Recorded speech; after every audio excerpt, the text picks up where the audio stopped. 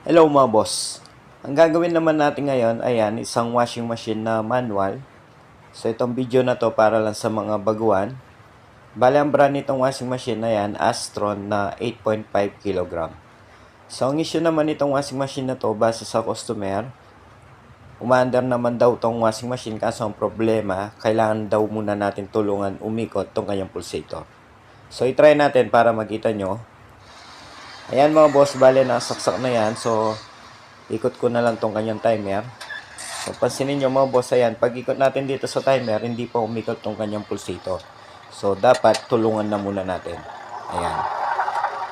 So, yan bali ang problema nitong washing machine. Pagdating naman sa forward, ganun din, kailangan ikot na muna natin tong kanyang pulsator bago umikot. Ayan. Yun mga boss, so nakita nyo, reverse forward. Kailangan na muna natin tulungan na umikot tong kanyang pulsator bago totally umikot tong kanyang pulsator. So, yan bale yung ayusin natin ngayon. Sa mga ganitong issue, dalawa lang yan. Kadalasan, po pwedeng ang problema dyan yung kanyang fan belt maluwag or minsan naman yung mismong capacitor. Ngayon, yun ang alamin natin mga boss kung alin dun sa dalawa ang problema. So, buksan ko lang. So, unang check natin dito, ayan. So, base sa nakikita ko mga boss, yung kanyang belt, mukhang okay pa. Ayan, masigip pa mga boss, hindi pa maluwag. Ngayon, tanggalin natin yung kanyang belt para ma-check natin yung kanyang motor. So, ikot natin sa kamay itong motor. Ayan, so nakikita nyo, malambot naman itong kanyang motor. Meron naman play, so ibig sabihin, labas na tayo dito sa fan belt at motor. Ngayon, kapag ganyan, kapag nakita natin na okay itong fan belt, masigip naman. So, i-check na natin dito mga boss itong capacitor. Ayan, so ito yung kanyang capacitor, yung kulay itim na bilog na yan.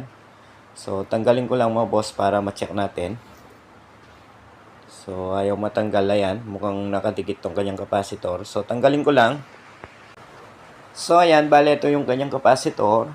Ayan, kaya pala mahirap tanggalin tong kanyang capacitor, nilagyan ng pandikit. Ayan. Yung kulay puti na yan. So, ang value pala nitong capacitor na to, kung nakikita nyo, ayan, 11 microfarad. 11 UF. Ngayon mga boss, putulin natin yan para ma-check natin. So, tanggalin ko lang. So, i-check na muna natin tong capacitor mga boss bago tayo magpalit. Ayan. So, yung setting ng ating tester ay nasa ohms. Ayan, dito sa itaas, NF for capacitor. So, i-check lang muna natin.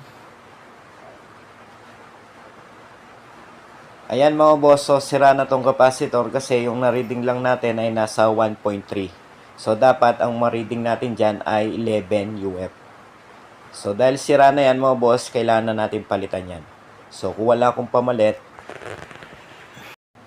ayan mga boss, so ito yung ilalagay natin na bagong capacitor. Ayan, same value lang, 11 UF. Pero bago natin ilagay yan, so i-test lang muna natin para makita nyo yung reading. Ayan mga boss, tignan nyo tong ating tester. So, dapat 11 yung masukat natin dyan. Ayun. Kung titignan nyo mga boss, bale na reading natin ay nasa 11.26. So, pasok na pasok. So, ibig sabihin, good na good tong capacitor na yan.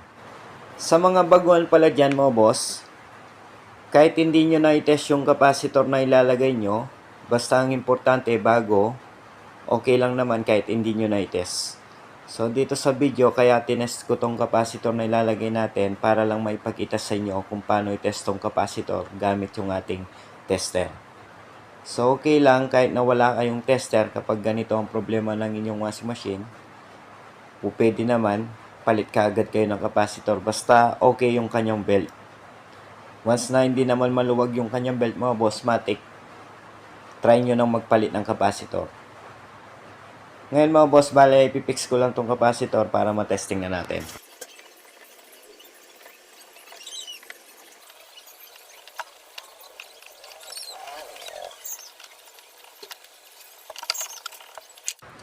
Ayan mga boss, so after natin magpalit ng capacitor, ngayon testing natin, tingnan natin kung okay na ba tong washing machine. Ayun. So kung napansin nyo mga boss, pag ikot ko dito sa timer, kung saan nang umikot tong kanyang pulsator na hindi na natin tinutulungan pang umikot. Ayan. So reverse and forward, ayan, normal na.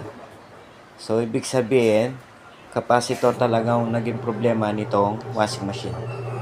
Ayan. So, sa mga ganitong issue, kadalasan kapag tinutulungan natin umikot ng washing machine, yung kanyang pulsator, madalas dalawa lang yan, either belt or yung kanyang capacitor. So, unang i-check natin dyan lagi mga boss kapag ganyan yung problema ng isang washing machine, yung kanyang belt. Ngayon, once na hindi naman maluwag yung kanyang belt, so matik, punta na tayo dito sa capacitor. So, katulad dito, naging problema nito mga boss tong capacitor.